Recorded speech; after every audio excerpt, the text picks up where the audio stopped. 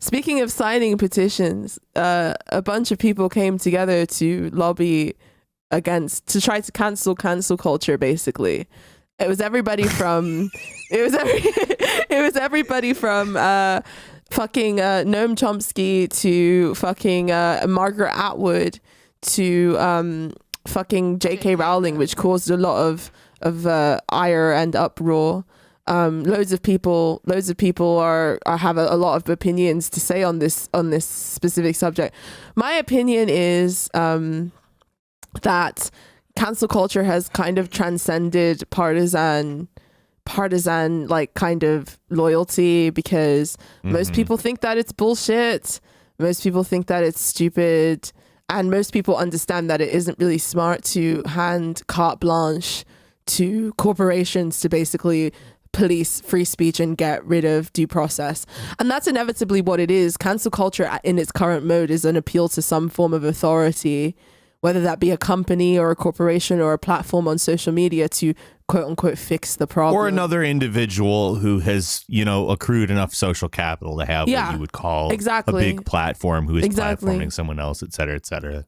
Which is my take on it, basically. But I don't think that the making a petition is effective. It kind of seems as if they tried to cancel. No, it's silly. Yeah. It seems as if they tried to cancel culture in that regard, which is and it's because cancel culture in itself is incredibly managerial. It's an incredibly managerial affect, and I think they tried to respond to it in this managerial way. So, well done, academics and intellectuals. It made me think of hashtag We Are the Left.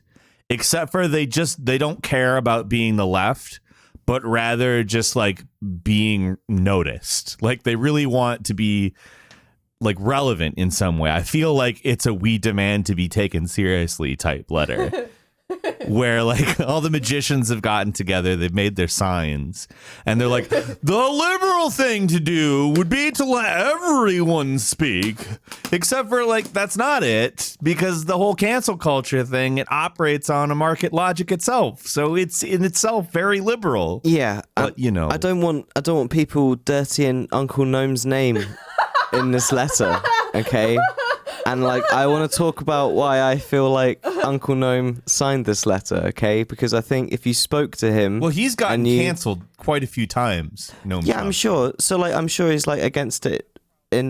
He's against it in that sense for sure. But like, so he knows very fucking well signing this letter in itself means absolutely nothing. If you were to talk to him about how would you do that, what would be cancelling cancel culture in a like meaningful sense, that would be taking control of the internet commons, which would be Twitter, YouTube, exactly, Facebook, be seizing the means of production, period. Exactly. So like, I have no doubt that would be his answer to this, and it wouldn't be necessarily just don't do this, let's sign a fucking letter. Let's all be better, guys. Let's do better. Yeah, it's more like my name carries weight, and so I feel like at least I'll contribute to this notion. But if you spoke to him or heard his thoughts about it directly, it wouldn't be as a liberal fucking notion of let's make a change.org to cancel culture, which is what this essentially sounds like it is.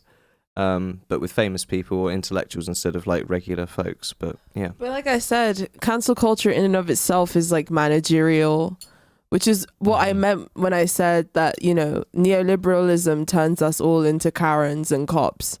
Yes, exactly. I still do agree with the sentiment. I mean, someone like Margaret Atwood writes dystopian fiction, and anyone with half a brain understands how dystopian it is to basically, like I said, hand carte blanche over to authority, quote unquote, to fix the problem, and not expect that authority to eventually come knocking at your door, which is what kind of annoys me with, because a lot of people are like, well, what do you mean, Angie? Are you saying that #MeToo is evil? Are you saying that we should never hold anyone accountable? And it's like, it depends on the Let's talk about accountability for a minute here, too. It's like, there's a definite accountability fetish that you can find on social media that does not, it's not accountability. It's literally just stalking and like attacking harassment. people. And it's harassment. It's not accountability. It's a fetish of it. I've been on the receiving end of cancel culture myself, and most of it is an appeal to authority to destroy a person's life,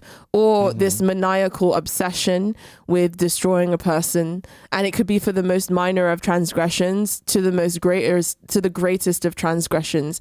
There's no discrimination. It's a form of mob justice that's sort of enabled by the internet.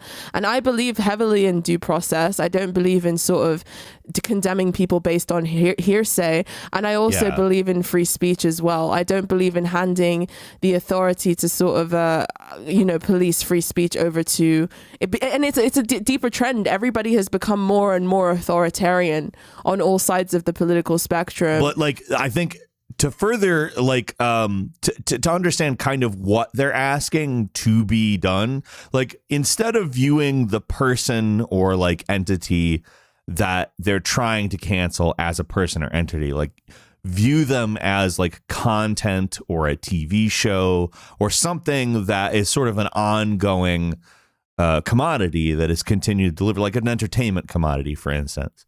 And what they're doing is more or less asking the people who are in charge of allowing that thing to be in front of them to stop allowing that thing to be in front of them. Even on the other end of it, the letter in and of itself was sort of an empty platitude, and it's one that anybody from any side of the political spectrum can sort of jump on, because at the core we all agree, but the mode of operation and the reasoning is obviously incredibly different on all sides as well, which is why there was so much different sort of opinions about it. But the J.K. Rowling thing was the thing, the fact that she was a member of Leicester, because people then decided that the whole sentiment of cancel culture was sort of being levied against trans people specifically in that regard, and that this was sort of some kind of slight against trans people. It's the idea that Chomsky was sort of trying to shield Rowling from accountability for her transgressions. He probably didn't even know that she was signing the fucking letter. Yeah, there's another element too, because Matt Iglesias of Vox, who is an absolute turd and I don't like in any way, also signed this letter. And another Vox author, a trans woman by the name of Emily Vanderwerf, published this letter about how the letter contains all of these anti-trans dog whistles, which I think really aided a lot. This particular letter got a lot of attention. It got thousands of retweets, 16,000 likes. It got a lot of attention. And I think that it really fueled the Noam Chomsky as supporting J.K. Rowling. They accused him both of supporting transphobia and excusing Holocaust denial. It got really out. I'm sorry, but this is a doofy liberal letter filled with like stupid, vague crap that doesn't actually allude to anything. But like, in some ways, I think it's kind of a Rorschach test where people are kind of just like picking what they want out of it. They pick a couple of authors that they do or don't like, and then they look at, this incredibly vague text that doesn't mean anything. And when I say this, this is a 3-paragraph letter that is written so vaguely and with so little purpose that to assert that it has a large amount of meaning, I think it's a big mistake. It's kind of falling for a red herring in some respects. What did the person who wrote the thread and said it had trans dog whistles in it say? What was their reasoning? What was their logic? I'll read it to you. But the letter, signed as it is by several prominent anti-trans voices and containing as many dog whistles towards anti-trans positions as it does, ideally would not have been signed publicly by anyone at Vox, much less one of the most prominent people at our publication. There's no this is one of those dog whistles. There's no here's an example. There's none of that kind of stuff here. There's no examples provided. It's filled with dog whistles towards anti-trans positions. And no, it's not. It's absolutely not. It's just a dumb liberal free speech letter where everybody's like, my freedom of speech. So I've got to assume that someone in that thread does then say, what are these dog whistles? what is then the response? Like someone that then goes off on this tirade and everyone's just like, yeah, that's like it. It's anti-trans. It's like, okay, so someone's got to say on that thread, like, what are the dog whistles? I don't fucking know them, so please explain them to me. So like, what do they then There's respond so many to? replies. I'm primarily seeing people say one of two things. Like, A, way to make the point of the letter, which is like, hey, you're trying to cancel them, so the letter is correct. Right. And B, people agreeing with her. Well, that's the thing. Here, I found one. Could you quote the anti-trans dog whistles in the letter? I'm being sincere here. I tried and I can't find anything remotely like this. 2 retweets, 88 likes, and no response. No replies. Well, that's the thing here is I sort of disagree with your framing that this is it's sort of just a liberal free speech letter, because it includes people from all over the political spectrum, which is why I think it's vague. I think that was done intentionally, though. Like, the liberal need for relevance here, kind of, it's like, we want to show how fair we are. It's because I think it's because the liberal mode is seen as what's neutral in that regard. Mm-hmm. And like I said, this letter included a lot of people from different parts of the political spectrum. Everyone from right-wing people to Noam Chomsky, was sort of included in the sentiments that this letter was expressing. So I think it was kept purposefully vague for those purposes in that regard as well. And in terms of the free speech argument, this is something that I feel like the liberal left has ruined and gotten completely wrong. Like, I am a proponent of free speech. I don't think that speech should be policed. I don't think that speech should be controlled by capital or the state. I don't think that I'm even in favor of protecting people's right to bad speech and people's right to dangerous speech as well. And I feel like, that kind of sentiment has gone out of the window and has been used to codify this mode of cancel culture. They basically, especially like early BreadTube and stuff, the whole like notion was, well, if fascists speak, then they're an existential threat. And even though we don't really have a criteria or a due process of how to label someone's speech dangerous, we're just going to say anything that is outside of our mode is dangerous, and therefore we're and then justified. If somebody asks what dangerous means, and exactly what dangerous means, they get attacked. They get attacked too, and also basically we're morally justified in acting as punitively as we want against these people because we have basically decided that they're bad people or that they're fascists, and that's so dangerous. That is, and I feel like that is what this is. The monster, this letter, this whole thing, the weird kind of climate that's surrounding the letter is the monster that they created with their like really stupid mode.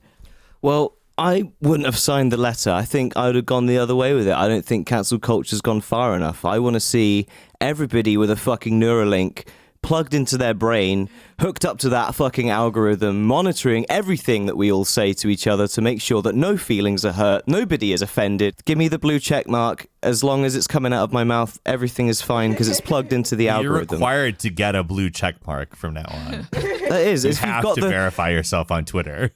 You have to. That's part of the Neuralink installation process. Yes. And like everything you say will be also tweeted at the same time. So everybody is also accountable for everything. So there's an infinite record of all of your thoughts. It is. It's like blockchain, but for communication with human beings and real life. Like, it's the future, public, guys. Not encrypted in any way. And look, it's been said many times, if you try and fight the future, you're gonna fucking lose. So just give me the Neuralink, get it over with, cancel everybody, monitor everything I say, even change everything I say as it's coming out of my mouth. If I'm saying something that's not right, I want it to be able to go, no, this is the right thing to say, just to make sure Jake's still got his job and everything's okay and everyone's got their money. Like, that's the future that I want to live in. The literal, like, HR authoritarianism. Yeah, like, it is. The literal HR fascism. That's what they want.